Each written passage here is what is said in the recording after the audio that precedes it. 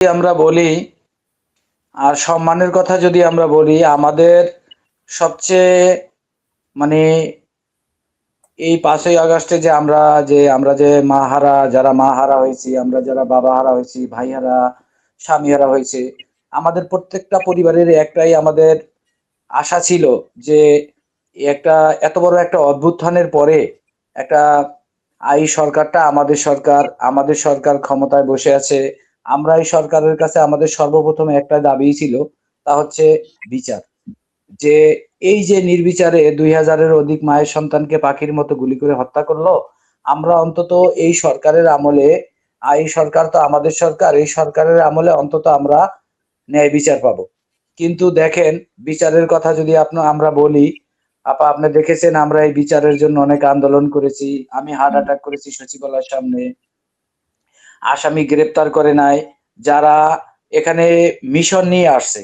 এই যে খোদাবক চৌধুরী, যে স্বরাষ্ট্র সচিব, মানে উনি প্রতিমন্ত্রীর ক্ষমতায় ছিলেন, খোদাবক চৌধুরী, উনি আসছে এই পুলিশকে বাঁচানোর জন্য।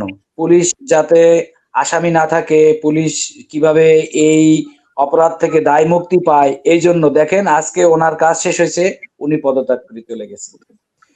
তো আসামি গ্রেপ্তার, উনি ওনাকে বারবার আমরা বলছি যে আপনারা আসামি গ্রেপ্তার করেন, আসামিরা এলাকায় ঘুরে বেড়াচ্ছে। কয়টা আসামি গ্রেপ্তার করেছে? আসামি গ্রেপ্তার তো করেই নাই। 2-4 জন যাও গ্রেপ্তার হয়েছে, তাদেরকে আবার কি করছে, হাইকোর্টের বিভিন্ন রেঞ্জ থেকে তাদেরকে জামিন দিয়ে দিছে। আপনারা দেখেছেন, দেশবাসী দেখেছে যে আমরা এই আসামি ছেড়ে দিচ্ছে, এজন্য আমরা সচিবালয়ের সামনে আইন উপদেষ্টার পদত্যাগ চেয়েছিলাম এবং আসামি গ্রেপ্তারের জন্য আমরা আন্দোলন করেছি। তো এই সরকারের কাছে আমাদের সবচেয়ে বড় প্রত্যাশাটা ছিল বিচার।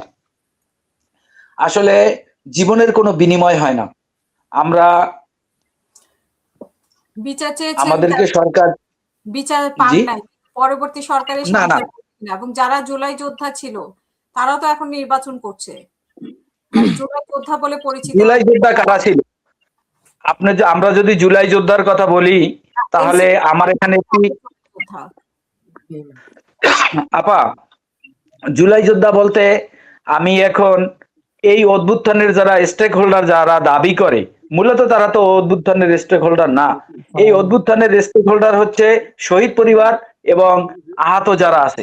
আমি মনে করি যে এই অভ্যুত্থানের প্রকৃত মালিক তারা।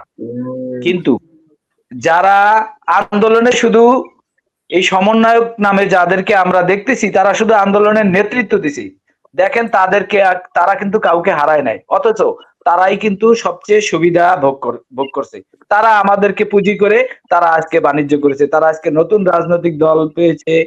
তারপর অনেক মানুষ জেলখানায় ছিল, অনেক যারা গুম পরিবারের কথা যদি আমরা বলি, বিডিআর বিদ্রোহের যারা জেলখানায় ছিল, সবাই মুক্তি পাইছে। আমাদের সন্তানদের রক্তের কারণে আজকে দেখেন সবাই সুবিধা ভোগ করতেছে। কিন্তু আমরা এই সরকারের কাছে আমাদের একটা প্রত্যাশাই ছিল, সেটা হচ্ছে আমরা বিচার। জীবনে আমি আগে একটা কথা বলছি যে জীবনের কোনো বিনিময় হয় না।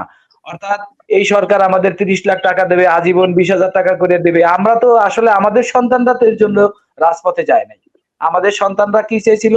আমাদের সন্তানরা চেয়েছিল একটি ফ্যাসিবাদ মুক্ত, একটি বৈষম্যহীন বাংলাদেশ চেয়েছিল। আমাদের সন্তান যারা এই আন্দোলনে অংশগ্রহণ করেছিল, এই আন্দোলনে যারা স্টেক হোল্ডার ছিল, তাদের আসলে মূল চাওয়াই ছিল এইটা। কিন্তু আমরা কি পাইছি? এই দেশ কি আসলে ফ্যাসিবাদ মুক্ত হয়েছে? ফ্যাসিবাদ মুক্ত কিন্তু এখনো হয় নাই। এনসিপির কাছে এই যে দেখেন, যদি আমি বলি যে আমরা সেই শুরু থেকে নাহিদের সাথে এবং নাহিদ, সার্জিস, এদের সাথে, আসিফ, এদের সাথে আমরা অনেকবার বসেছি, অনেকবার, একাধিকবার এদের সাথে আমরা মিটিং করছি এবং শহীদ পরিবারের ন্যায্য দাবি দয়া নিয়ে আমরা তাদের সাথে কথা বলছি। তারা এই আমাদের প্রত্যেকটা দাবির বিপক্ষে অবস্থান নিয়েছে, প্রত্যেকটা দাবির বিপক্ষে তারা অবস্থান নিয়েছে। তাদের কথা হচ্ছে অভ্যুত্থানের তারা নেতৃত্ব দিছে, তারা ফায়দা লড়বে, শহীদ পরিবার কিছু পাবে না। আদৌ শহীদ পরিবার কিছু পায় নাই, কারণ শহীদ পরিবারের ন্যায্য দাবি ছিল বিচার। শহীদ পরিবার বিচার পায় নাই। তাহলে তারা দেশের জন্য কি করবে? তারা কি দেশের সেবা করতে পারবে? মানে শহীদ পরিবারের তারা কি দেশের তারা তো 835-46টা শহীদ পরিবার এখন পর্যন্ত গেজেটভুক্ত, তাদের জন্যই কিছু করতে পারে নাই। তাহলে এই সারা বাংলাদেশে যে এই 20 কোটি 21 কোটি মানুষের জন্য তারা কি করবে? আমি তো তাদের কাছ থেকে এরকম কিছু আশা করতে পারি।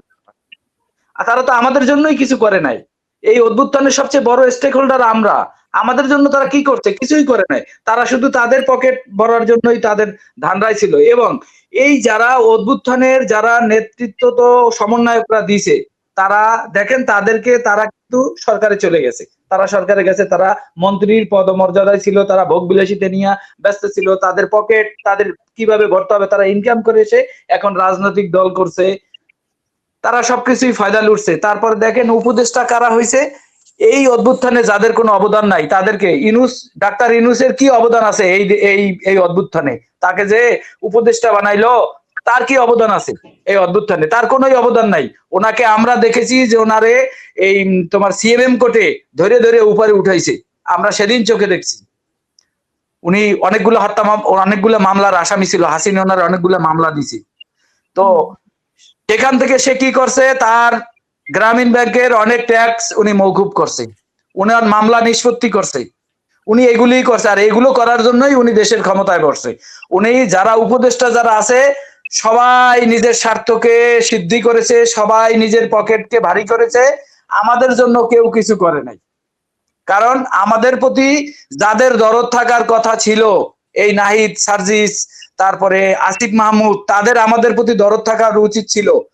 দরদ থাকা তাদের উচিত ছিল, কারণ ওদের ডাকেই আমাদের সন্তানরা রাজপথে গিয়ে শহীদ হয়েছে। তারাই তো আমাদের জন্য কিছু করে নাই, তারাই তো আমাদের জন্য কিছু করে নাই।